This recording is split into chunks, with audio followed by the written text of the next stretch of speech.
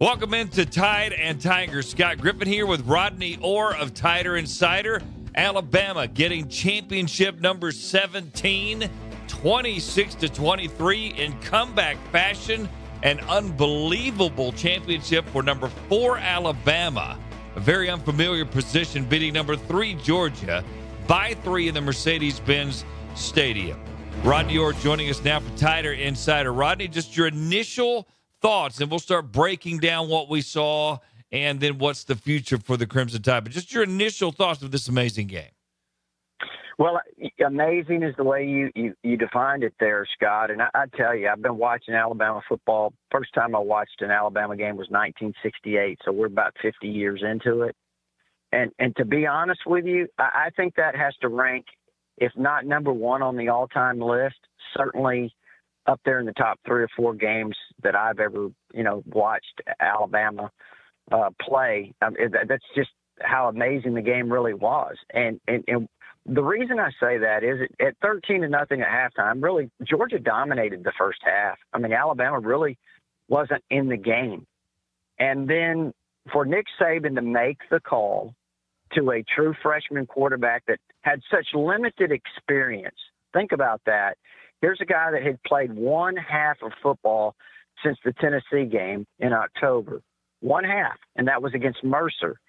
To insert this guy in the game with that limited experience and to perform the way he did to help this team win the national championship, I've never really seen anything like it. When you're talking about a true freshman quarterback, Scott, that's the most difficult position on the field to play. And he's playing on the biggest stage against, one of the top 2 or 3 defenses in the country. So not only would I say the game was amazing, I would say his performance was off the charts given the circumstances. And I really couldn't remember a better individual performance by an Alabama football player when all things are considered than the one we saw from Tua Tagovailoa last night. Well, I think he was spectacular, and this is going to sound conceited, and I do not mean it this way. But I am not surprised at all at what happened when he was inserted into the lineup. You and I have been talking about it. We've been preaching about it. We've been putting it on podcasts. We've been going to practices. What he did was amazing, but I would be lying, Rodney, if I said, oh, gosh, I was just shocked at what Tua Tagovailoa did. I'm not shocked. I'm sorry. We see it all the time in practice. So I got to ask you, I know it's surprising because it's a freshman, but are you shocked that this kid did it that you've laid eyes on for a year now? No, not shocked in terms of his talent because, I've said on this podcast, our podcast, Scott, many times that I've felt that, he is the most gifted quarterback prospect I've ever seen at Alabama. And again, been watching it for 50 years. I don't remember one any better or, to be honest with you, as good. I mean, this guy is the most gifted player in terms of a quarterback that I've ever seen at Alabama. Just his ability to throw the ball accurately, his arm strength, his feel for the game, instincts are incredible. He has such a maturity about him that is way beyond his years. The way he carries himself on the field, he's got great leadership. I mean, when you drop a quarterback, I really don't think in all of those things that you find anyone that's, superior to what he does in terms of, relatively speaking, in his age, as far as his, where he is. He's such a young player. I mean, you just don't see young players at the quarterback position that have some of the things that he has. You don't see a 5-year NFL veteran drop right back, look off a cover 2, or at least make the inside cover 2 lean or have momentum towards the middle of the field, and then snap your head and throw in one motion to the outside. You don't see that. That is abnormal in college. It's abnormal for young NFL quarterbacks, and that's what he did as a true freshman on the last play of the game. Mm-hmm. Yeah, he lulled that safety to sleep back there. I mean, he just kind of got him in a trance or something because, he lost sight, that safety, of where he was supposed to be.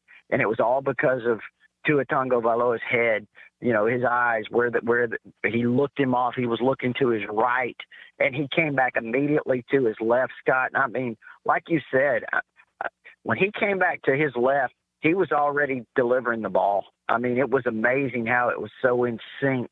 His arm and his eyes were so in sync when he delivered that pass, and it happened so quickly. And, just what a great throw.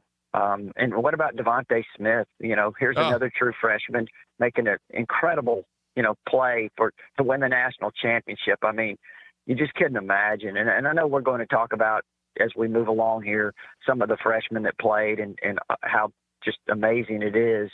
But just to see that play, though, was just, if you're an Alabama fan, that certainly will go down as one of the all-time plays. I mean, rank right up there with, Barry Krause's tackle on the goal line stand back in the national championship game. That's a great point. Back in January of 1979. I think it ranks right there with Kenyon Drake's kick return against Clemson. That was such a huge play. So I think, again, you're talking about one of the top 5, 6, 7, 8 plays, probably maybe even higher than that in the history of Alabama football. By a true freshman. We're going to get into some thoughts from other people about Tua, and then we're going to move on to other players in the game and what we thought. But we obviously have to start with Tua and what's going on with Tua there at the game. I was as impressed with the comeback from 13-0, Rodney, as I was more impressed coming back from 20-7 than 13-0 from the standpoint of he rolls, he tries to make a play. Ridley's blocking downfield instead of looking for the ball. Tua should never have thrown the ball. It was a mistake, and it was picked. Alabama gets the ball back. That could have crushed him. But the very thing that I've tried to tell people this year, and I think you have too, that everybody has said, well, he's a freshman. I don't know if we should play him. He's not really a freshman. If you looked, and the cameras did a great job of capturing his look every time, looking to the sidelines, he was the same demeanor. They talk about Jalen Hurts being cool. He ain't cooler than Tua Tagovailoa with success or after throwing a pick. He was as cool as a quarterback can be, I thought. Well, and I think a lot of it obviously is he's extremely confident, Scott, in his ability. And so I think when you're confident, you make a bad play, you realize that, hey, it was a mistake. I'm going to come back from this. So, again, I just think he takes each play at a time, and he really doesn't get too high or too low, which is what you want. That's the maturity level we've mentioned earlier. And, he made that play. He realized that it was a mistake and came back and, was just brilliant. Yeah. And you talk about the difficulty of coming back from 20-7 versus, 13-0 or whatever it was. You thought just when Alabama got back in the game, then Georgia hits the big touchdown throw. And what a momentum swing that is against Alabama, especially Huge. with a young quarterback and a young quarterback having to, come back on the field. He just took the team down and, cut into the lead. And now all of a sudden, a few plays later, you hit the big throw for Georgia and you're down again by 13. So those are things that are really difficult to overcome kind of emotionally, mentally, those types of things where you have to kind of keep your focus and so forth and not allow the momentum to kind of get to you. And I think he did a great job of that. I think the Alabama team as a whole did that offensively and defensively, came up with a big play with Raekwon Davis. That interception that he made was huge. Yeah. It's an amazing performance by Tua. And we can all point to the run, which was huge, obviously, the third down scramble where he just broke tackle after tackle, all those things. But let me tell you the other things. I always try to see subtle things, as you know, that impresses me. I was impressed that the offensive playbook looked like it was double the width when he came out into the game as opposed to the sophomore who started 27, 28 games, Jalen Hurts. The playbook's wide open.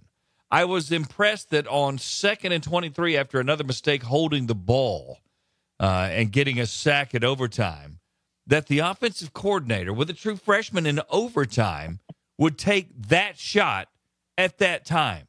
Who does that? I mean, that shows you the confidence that the coaching staff has in this kid. Mm-hmm.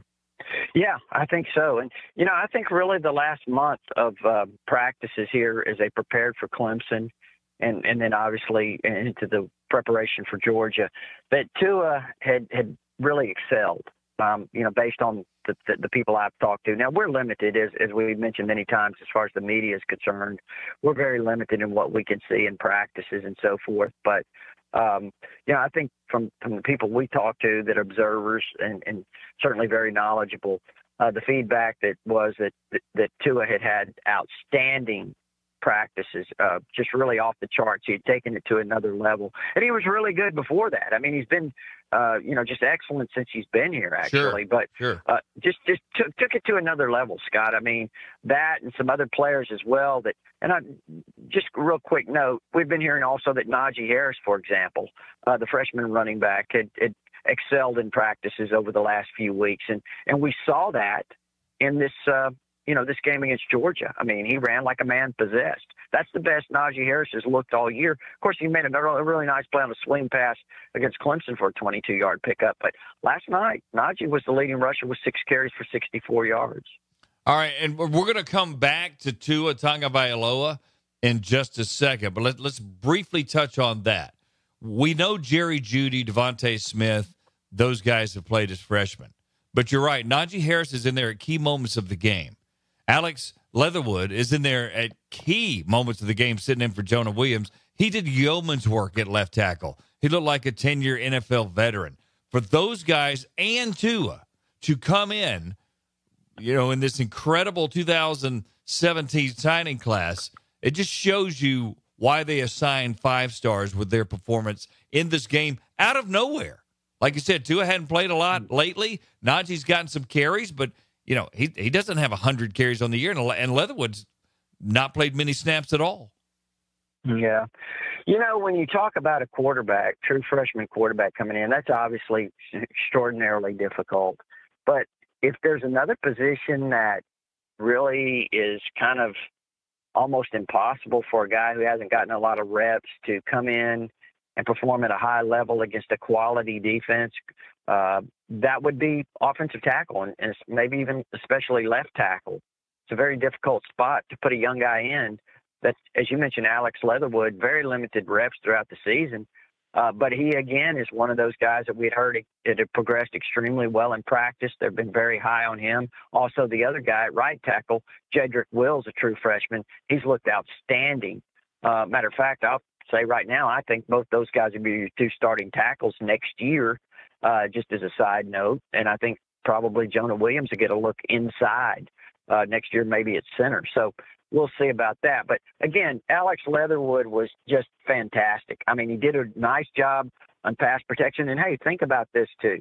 Normally when you're the left tackle, you're protecting your quarterback's backside. But with Tua in the game now, all of a sudden he's protecting Tua's front side. He doesn't have the backside. Matt Womack had the backside, for Tua. So, great point. Yeah, so I think he did a great job, obviously. You mentioned the freshman receivers. All those guys got involved. Jerry Jeudy had a 20-yard grab on a key drive. Ruggs had a touchdown reception, had 3 or 4 catches on the game. And Devontae Smith had the 1 catch for 41 yards. But, man, what a memorable grab that was. So, all that contribution, and Najee Harris, we mentioned him, 6 carries, 64 yards. Was really significant. Yeah, led Alabama in rushing. Ruggs 3 for 29 with the touchdown. Devontae Smith only 1, but it was the biggest one of the game there. Jeudy had a catch again for 20 yards, as Rodney talked about. Now, another guy that's raved over him from the Elite 11 who handles that is Trent Dilfer, of course, Super Bowl winning quarterback with the Baltimore Ravens. I trust his eye and makeup. And he had this to say about Tua after winning the Elite 11 MVP. Of all the kids I've ever coached, I've never seen one improve more rapidly than you. You have uniqueness in you. Your arm talent is supreme. But I think it pales in comparison to what you have in here. You have something really special in here as well. And you will change the world. I am so proud of you that you're the 2016 Elite 11 MVP. All right, there's Trent Dilfer. I don't know about Tua changing the world, but he certainly rocked Alabama fans' world last night with that performance. But just more praise from an NFL quarterback.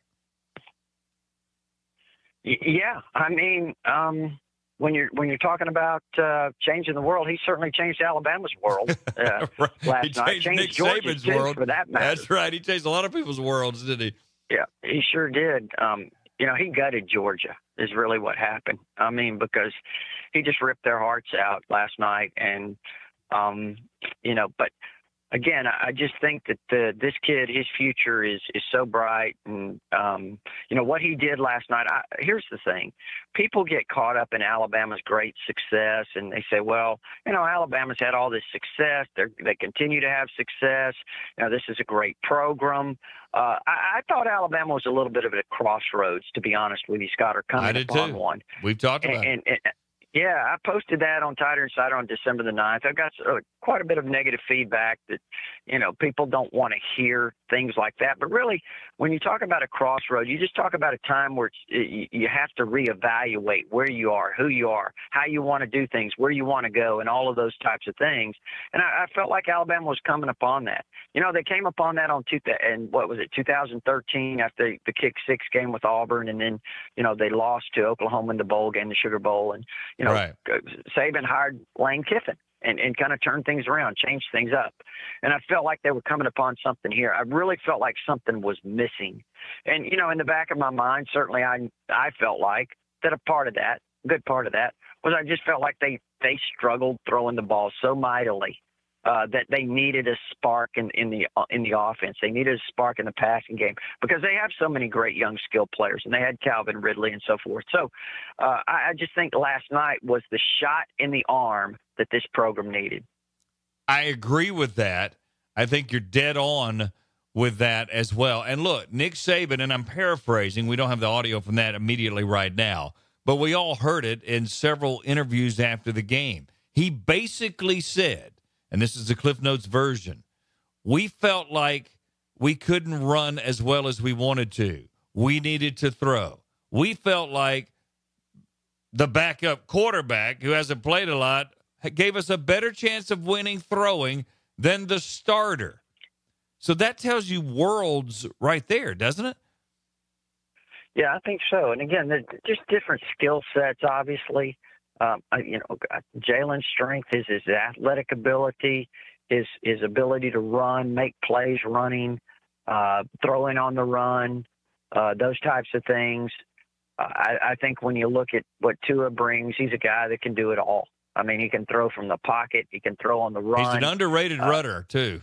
Yeah, and he is an underrated runner. In fact, I would say the play that really got the whole thing started for him was that scramble on third and 7 or whatever it was, 3rd and 8. Yeah. And he actually took a couple of really big hits and then reversed his field. And, that got everybody going. I think that got the whole team going. It certainly got the offense going and got him going. And the next play, as I recall, he zipped one to Robert Foster for a big pickup. And for then, it was just boom, boom, boom. And before you knew it, he was throwing it in the end zone to Ruggs for a touchdown. And so I thought that was the play that got it going was his legs. And he had another really good run too, Scott, later in the game in the fourth quarter, trying to win the game. And Alabama faced a 3rd and 3 at around the Georgia 22-yard line or something. And he had a run around left end for about 4 yards where he kind of physicaled, one of Georgia's defenders for the first down.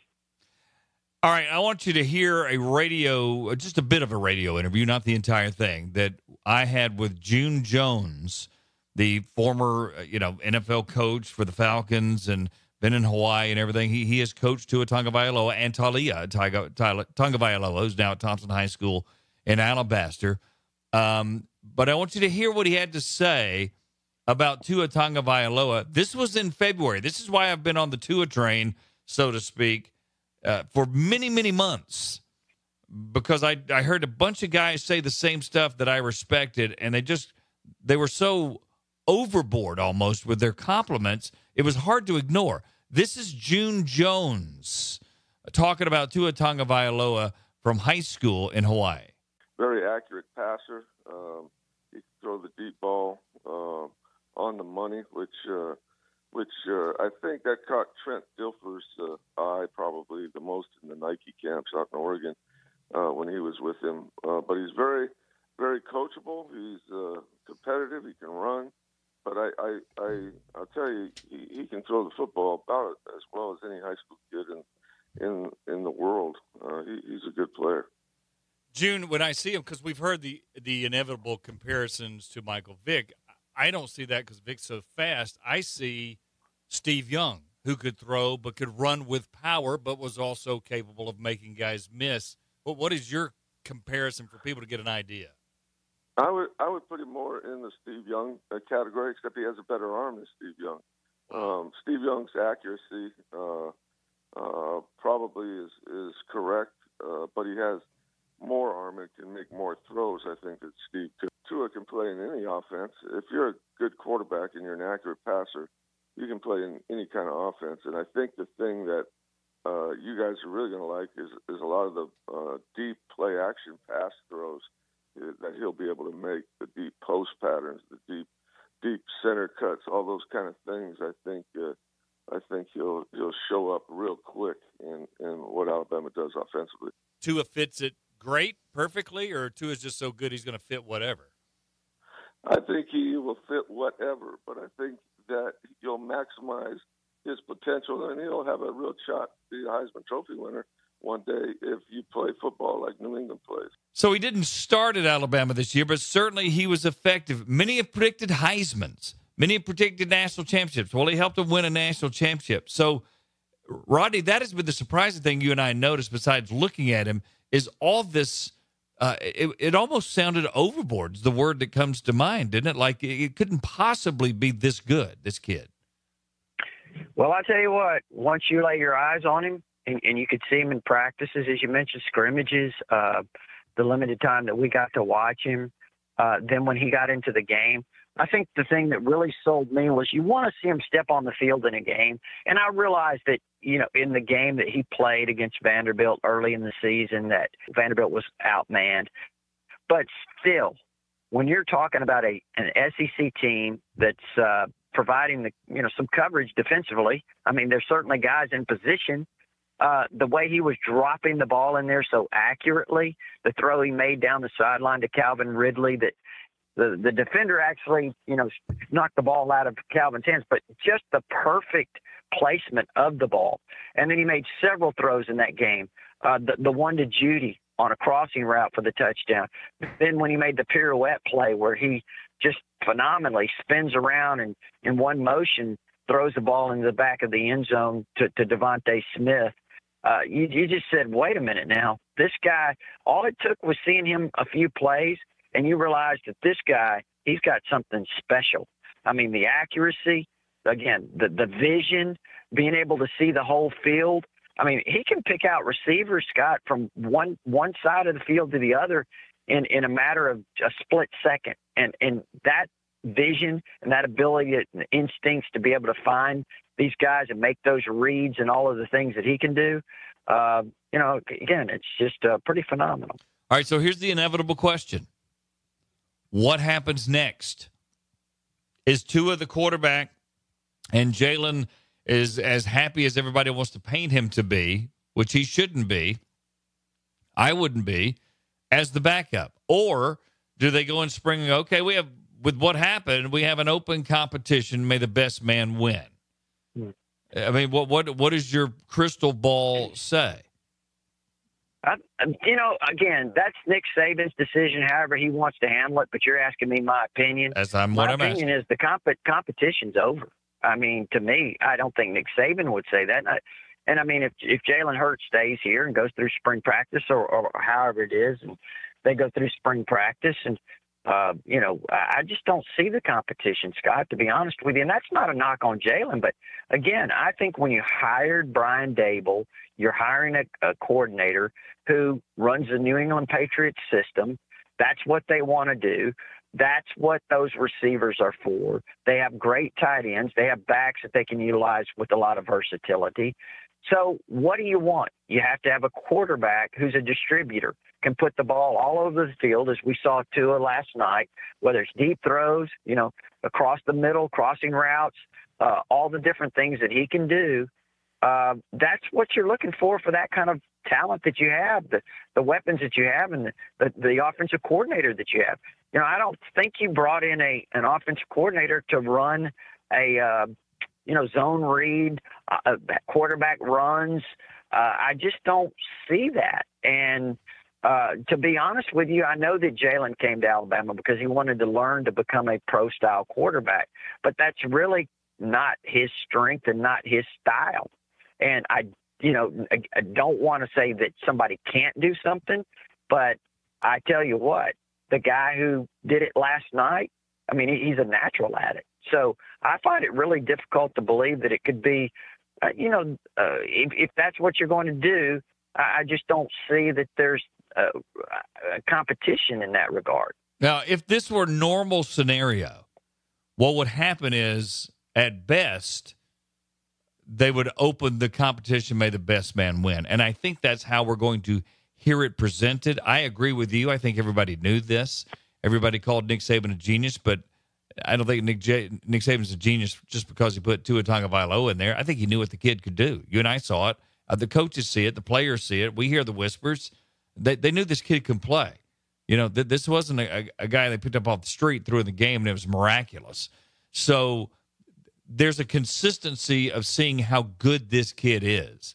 And if it is a true open competition, there's no way Tua doesn't win this competition short of injury, in my opinion. Is that fair? Well, yeah. I mean, again, with what you're talking about, with what they want to run, and the reason you brought Brian Dable in and all that, there's no way he doesn't win this competition. I mean, I couldn't see it. I couldn't see how he wouldn't. Again, this guy just put on one of the all-time performances in school history with such limited experience. He won you a national championship last night. Let's just be honest. Let's put it as blunt as we can put it. Had he not been here, had he not been put in the game, Alabama was not going to win. They're not going to win that game. You're absolutely right. They're not going to win that game. I don't think that's unfair to say. No. And they couldn't run the ball. They could not run the kind of offense that Jalen feels comfortable in. They weren't doing that in the first half. They were really struggling. And so they weren't going to win the national championship unless number 13 could do it. And he did it. And so, to me, I don't know how Nick Saban is going to handle it exactly, but I don't. I think you've got to be honest with the players, don't you? Yeah, I don't see the competition there. But again, I don't know how Nick Saban exactly wants to handle it, and I think we just have to kind of let it play out and see what happens and see if you're Jalen Hurts, you mentioned it. You kind of ran down his options. What does he want to do? Does he feel comfortable here? Does he love it here at Alabama? Does he want to be a part of this program? Let's just say if Tua is definitely the guy. Could he be willing to maybe switch positions? I really don't know. All right, let me stop you right there because I don't think he can switch positions. I don't think he can be a running back. I think he's real good as a running quarterback. I don't see him taking handoffs being a running back. I'm sorry. I don't see him being a wide receiver, even though he has 4.5 speed. I don't see him being a safety or defensive back because I don't think he's got that mentality to do that. So I don't really see him, and he's had success at quarterback. Let's be honest. He was the SEC Offensive Player of the Year. So to me, his best option is not changing positions at Alabama. It is probably going to Texas A&M, which is close to his home, and Jimbo Fisher up there, or Texas, or Florida Atlantic, where Lane Kiffin salivates on him all the time on Twitter. It's doing one of those things to me because he has been successful at quarterback. He's just not going to be successful with the style that Alabama wants to run now. Right, and I be honest with you, Jimbo Fisher, I don't know how he'd fit in their system because, again, you're talking about where they like to throw it. So, again, we'll have to see what he does. I hate to speculate on him transferring because we don't know. Well, here's what we're saying. He's had too much success to be a backup quarterback. And we're also saying, and I don't want to put words in your mouth, but I think you're on the same page with me, that if they say, oh, Jalen's the starter, Tua's the backup, Tua's not hanging around, man, because he's too good. Both of them are too good to be backups at Alabama. And is that fair? Yeah, well, certainly. There's no question that Tua Tagovailoa. I mean, you can't. I just don't see how you can. Where we are right now, there's no turning back. I don't see that there's a turning back. And again, that's just my opinion. There's nothing more than that. It really doesn't mean anything. But we're just discussing it. I just don't see how you turn back now that you've had the success that you had last night with him, where you're going with your offense, the talent that you have, the kind of guys you're trying to recruit. Hey, listen, they're trying to recruit Jalen Waddle right now. How many months have we been on these podcasts and I've said Jalen Waddle out of Bel Air, Texas, a Houston suburb, is the most explosive, dynamic player in the country, I felt, with the ball in his hands. You know, he's a receiver. He's a kick return guy. He's got a little Palmer in him, David Palmer. He's got a little bit of Amari in him. Yeah. He's got all these tools. Well, guess what? He's been leaning to Alabama for quite a while, and Jimbo Fisher gets to Texas A&M, and now all of a sudden Jimbo's got his ear, and Jalen Waddle's thinking, well, you know, why would I want to go to Alabama if their second leading receivers are running back with 15 receptions? You know, why would I want to do that? Well, now you say, listen, did you see the second half of our game last night? Did you see this? You know, that's our future. Tua Tagovailoa. Can you imagine lining up in a Patriots-like offense and being a part of that? So recruiting's about selling, Scott. You've got to be able to convince these kids. And guess what? Jalen Waddle, he's no different than Henry Ruggs, Jerry Jeudy, Devontae Smith. They want to catch some passes. They want to play in a system where their skills can be utilized. And the quarterback that can do that is Tua with this Alabama offense. How good can this class be as we wrap it up with Leatherwood, Jedrick Wills? Wills hasn't even played a lot, but he's another monster potential at the other tackle. You've got centers coming in.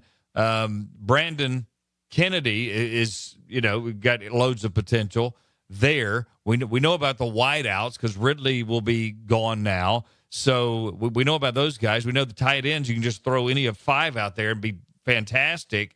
But what about this class for the next 3 years? Because, you know, a lot of them are going to be going to the league in 3 years. But what about the next 3 years? Potentially. Yeah. Potentially. Yeah, you know, I said before the season that I thought it might be the best recruiting class I'd ever seen at Alabama from top to bottom. With the talent was off the charts, the skilled people. You know, Tua, obviously, the wide receivers. You mentioned all three of them. Hey, there's another one too that is redshirting this year. He's a totally different type of receiver. Terrell Shavers out of the state of Texas, Louisville, Texas. You know, he's a 6'4+ guy. He's 210 pounds. You know, so that's another guy that gives you a different kind of target. Can you imagine how they might be able to utilize him in different ways? You know, you've got these two tight ends, Major Tennyson and Kedrick James. They're both outstanding players. You've got the linemen you talked about, Jedrick Wills and Alex Leatherwood. They're your bookend tackles for the future. So the offense with all those guys is clearly set. Najee Harris and Brian Robinson, you're talking about two guys that are 225 plus. That Brian Robinson, there's not a lot of difference between him and Najee Harris. Not that we've seen. So you're loaded there. And so you flip on the other side of the football. Look at all those young linebackers. Dylan Moses. Chris Allen played a lot early. He's a guy that as he continues to develop, he's going to be a sensational linebacker outside probably where he's been playing. Vandarius Cowan's another one that played some this year that's going to be a great player as a linebacker. Also, the one that they redshirted on the inside who I think is going to be a tremendous player, Markel Benton. Really high on him. Yeah. Up front defensively. We saw obviously Isaiah Buggs was a junior college transfer that's going to be next year. He's going to be a dominant player. LeBrian Ray was a true freshman this year who played. You know, had he not broken his foot, he might have been more instrumental down the stretch. Great pass rusher. Oh, yeah, he's going to be a fantastic player. And a guy to really keep an eye on if you're an Alabama fan is Fedarian Mathis, another true freshman defensive lineman. He had a great fall, for a guy who was redshirting. He's going to be a tremendous defensive lineman. So I think this class, as you look at it, they've got a couple of young safeties. Xavier McKinney and Daniel Wright, both of them played some down the stretch. They're going to be really outstanding players. And with Ronnie Harrison and Minka Fitzpatrick definitely leaving. I'm quite sure that Ronnie is leaving as well this year. So that opens a job up, a couple of spots up back there for, some guys to compete. So, again, I look at this class and I just, wow. I mean, this is an outstanding class from top to bottom. So I think that, it's one of the best I've ever seen come through here. And they should be contending for championships every year. If not, it's a down year. That they're that good. That's not to put pressure on anybody. They're just simply that good with this 2017 class and, the talent surrounding them before and then what they're trying to get in right now. Well, it's an unbelievable national championship, 26-23. One we certainly thought Alabama would be in before. We certainly didn't think it at the half, but Tua Tagovailoa coming off the bench and helping the Crimson Tide win their 17th national championship, tying Nick Saban with 6. And that's 5 in 9 years. We know the numbers, which is the most by far. Bear Bryant had 5 in 16 years, and they both are tied for the most national championships in the latest era from the 30s on till now. So one final thought, and we'll wrap it up, because this will be the argument now. Saban or Bryant? Well, here's the way I look at it. What are we basing that on? I mean, is the criteria how many national championships? Well, they're tied. Won? That's why we asked it. Yeah. Well, see, and again, I don't. The numbers. I think when you look at both of those guys, in honesty, how do you pick between them? I mean, it's almost impossible. Bryant was so dominant in his time. I mean, won national championships 61, 64, 73, 78, 79. Alabama was a team of the decades in the 60s and the 70s. He was a guy that his program started tailing off a little bit in late 60s. Obviously, 69 and 70 were really down years, only won 6 games both those years. And guess what? People wrote him off. He adjusted, went to the wishbone, and then had the greatest decade of all time in college football at that time. In the 70s. A lot like Nick Saban did going to a hurry-up, didn't he? They're very similar in that regard. Yeah. And, so Bryant won big, won a lot of championships. He lost a few that he could have obviously won. Yeah. Notre Dame cost him a few. He could have almost won 3 in a row. A couple of times, 64, 65, they won it, and then 66, undefeated, untied, and somehow they gave it to Notre Dame and Michigan State, who tied in regular season. Don't get me started. And then 77 was probably the best team that I had ever seen of his all-around team. I mean, you had Johnny Davis at fullback, obviously Tony Nathan, Jeff Rutledge and Stedman Shuley at quarterback. Yep. Ozzie Newsome obviously was, worked at the split end and also at tight end on those teams and on the 77 team. And, they had a great defense. And so then they ended up number 2, as you recall, that year. Otherwise, they won it in 78 and 79. They could have won, 3 in a row. And not only that, Scott, you look at 1980, the 80 season, Alabama was number 1 8 weeks into the season when, Mississippi State pulled off that stunning 6-3 upset in Jackson. Otherwise, that team was probably headed for a possible, national championship. Now, they did lose later on to Notre Dame, 7-0 in Birmingham, but still, that was one of the top teams in the country as well. So I say all that to say, how do you really pick between the two? I'll just say this: what Nick Saban is doing now with the limited numbers and all the competition, and it's really he's just done the Alabama fans, I can tell you, let's be honest, Scott, they're spoiled. I mean, right. They won 5 in 9 years. I mean, the expectations are Nick Saban has messed everybody up around here. And messed other teams up, for sure. Great football season. We'll have a lot of football talk to talk about as we look ahead to spring, the battles there, the recruiting that's going on. We'll talk a little basketball, all kind of stuff. So keep it right here at Tide Tiger and also TiderInsider.com. It's only $48 a year for all the podcasts, videos, all the incredible articles, Rodney's recruiting updates. Nobody does it better. The message forums and more. For Rodney or Scott Griffin saying so long, we'll talk to you again very soon right here on the podcast, Tide and Tiger, and Tide and Tiger on YouTube. So long, everybody.